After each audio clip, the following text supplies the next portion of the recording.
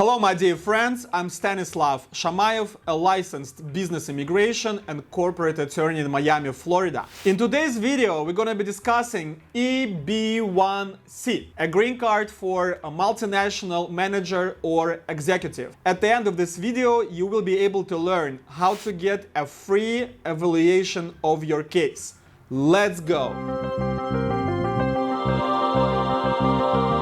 Alright guys, so we talk a lot about L1 visa and how to get it and what are the criteria and everything related to this, but we rarely touch on the subject of EB1C.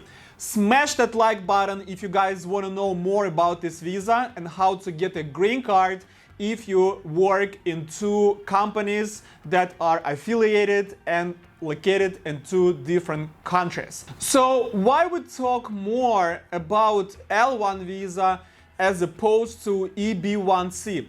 Well, L1 visa is usually a first step for our clients to come to the States and get a visa with a possibility of up to 7 years, and within the 7 years period to file for the green card. So that's number one. Number two, not all petitions are eligible for EB1C at the very beginning. Why? Well, first of all, if it's a new office in the US, you are not able to claim EB1C because one of the requirements for EB1C is 1 year of the operations of the US company. So if your company has not been operational for at least a year, you cannot claim EB1C. And remember, being operational does not mean that the company has been registered for a year. For example, you registered LLC in Wyoming 2 years ago and you're like, okay, Stanislav, let's go, EB1C. Not so fast. This company has to have been in the business, meaning transactions, employees, doing business, providing services, selling goods. Being registered for 2 years is not enough. And number two, the scale of the company really matters, and requirements for L1 are a little bit lower as to EB1C. Just think about these two visas as you think about O1A and EB1A visas, the talent visas where it's much easier to get O1 and then go for EB1A. That's why we don't touch as much on EB1C and we talk more about L1. But the time is right for this visa. So what is EB1C? Basically, EB1C, it's a green card for you and your family when you worked in a company outside of the US for at least a year for the past 3 years, and there is a company in the US that has been operational for a year. And you've been in the position of a manager or executive abroad, and you're coming here to the US in the position of also a manager or executive. And both companies here in the US and the one outside of the US, it's called a foreign company. Okay, just remember that term. A foreign company means the company that's located outside of the US. Okay, so it's from the perspective of the States. So you worked in a foreign company at least a year for the past 3 years in the position of manager or executive, and your position in the US company is also going to be as a manager or executive. So those are the basic requirements for this visa. That's the law.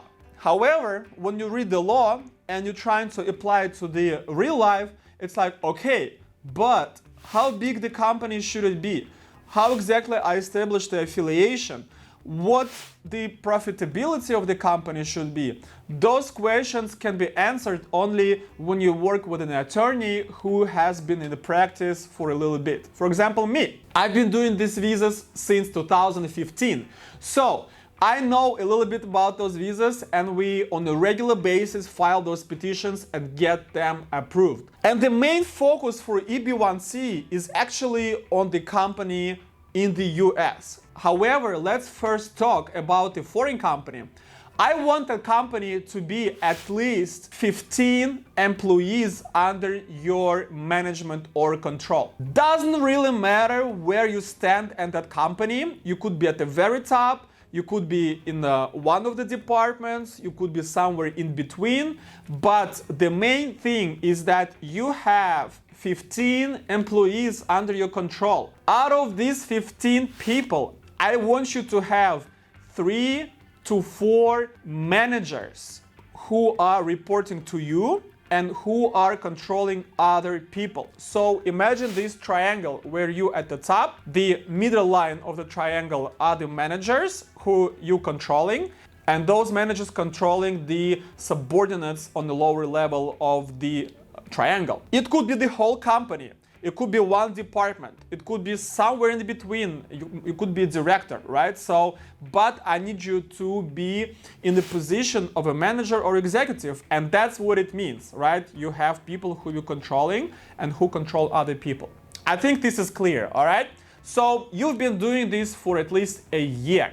And by the way, this could be your own company. You could be a CEO of your own company, or it could be other company, or it could be a company that belongs to other people, but they also control the company in the States. So just remember this really important fact that you can own both companies in order to get EB1C. And that's actually one of the most used way to come here to the States when you are into business. Those two companies, one in the US and the foreign company, are affiliated. That basically means that both companies have the same control. For example, one company may own the other company. Both companies are owned by the same person, or the same person or a group of people or a group of companies have control of both companies, and that control is at least 51%. So remember, the same person,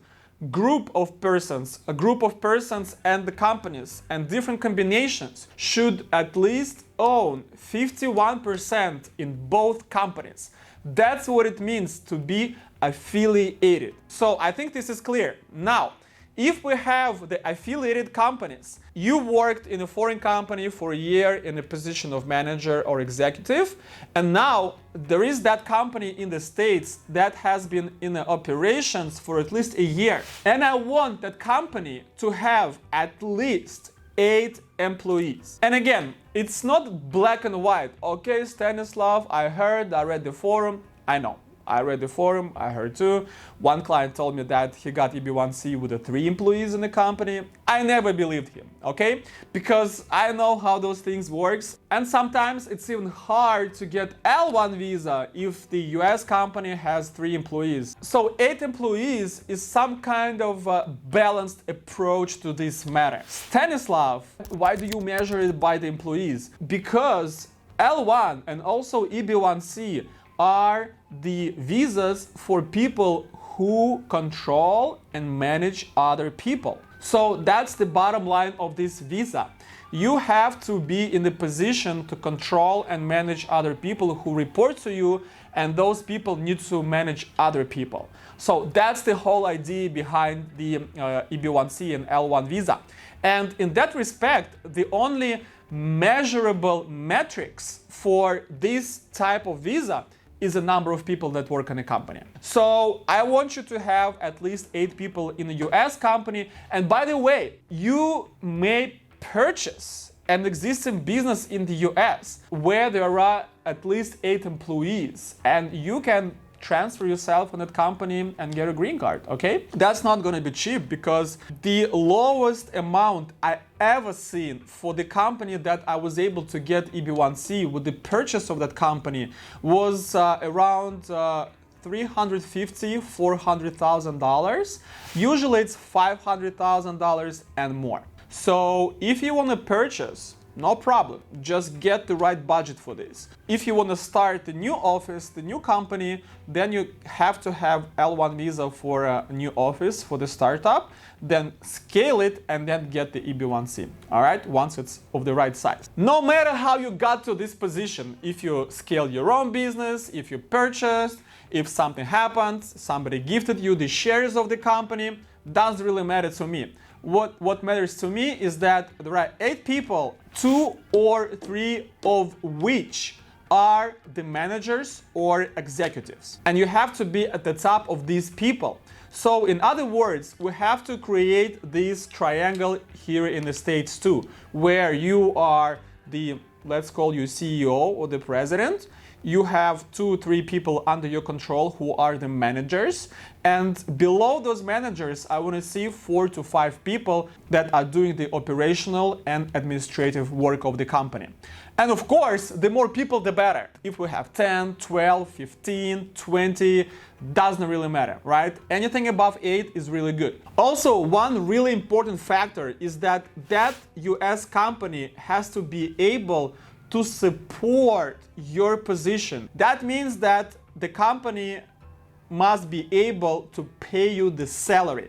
And of course, your salary should be the biggest in the company. If you're a manager or a CEO or executive of whatever that component of the whole company, your salary should be up there, right? Maybe $60,000, $70,000. I cannot see it going lower than 50, 55. I think 60, 70, 80 is something that's more logical for this type of visa. And of course, it might be just a huge company and you could be the manager of a department of the company, no problem, right? You don't have to be at the very top. This is just an example when you purchase the company that's smaller or you scale the company that's also smaller, but it could be 200 people, it could be 1,000, 10,000. We had the companies like huge factories with 10,000 people, right? So anything above 8 is good. The salary should be coming from 2 sources. Either the profit of the company, so it should be profitable for the amount that you will be getting as a salary, or there is another president or CEO whom you will be substituting. So if there is another person who is in this position, but you will be substituting that person, that means that person was getting paid X amount of money already from the profit of the company. So you don't have to show extra profit. But it's always good to see that the company is profitable because it shows that it's in a good standing, it has a good future, and there is good potential to scale and grow. I want that company to be of that scale. Once we have all that, we will be filing I-140, the petition to get you approved for EB1C category. And of course, your family comes in. If you're already here in the States, we can adjust your status without you leaving the country, meaning you will get your green cards here. If you're outside of the country, you'll go through the embassy. The process for this visa is 6 months to gather all the documents, at least in my company, where the entire team works to get all I need for drafting the memorandum. Then we pack the petition, the designer makes it nice and beautiful, then we send it to USCIS, and with expedited processing, 45 days, you will get approved if everything is fine, and in about 9 months, you will have your interview in the American embassy, or if you adjust your status here in the States, probably around 4 months, you'll get your green cards for yourself and your family. So, if you think that you qualify either for L1 or maybe for EB1C, you can get a free evaluation of your case. How to do that? Go down below this video in the description, find the link that says free evaluation of your case, fill out the questionnaire, and I will get back to you with a free analysis of your case within 48 hours. And if I see the potential in your case, I will invite you to the complex immigration planning. All right, guys, again, smash that like button if it was a nice video and you loved my content. Please subscribe to my YouTube channel if you haven't yet, and subscribe to my TikTok and my Instagram because I post exclusive stuff on these different platforms. I'm Stanislav Shamayev, the lawyer of the future. Your future begins here. Good luck.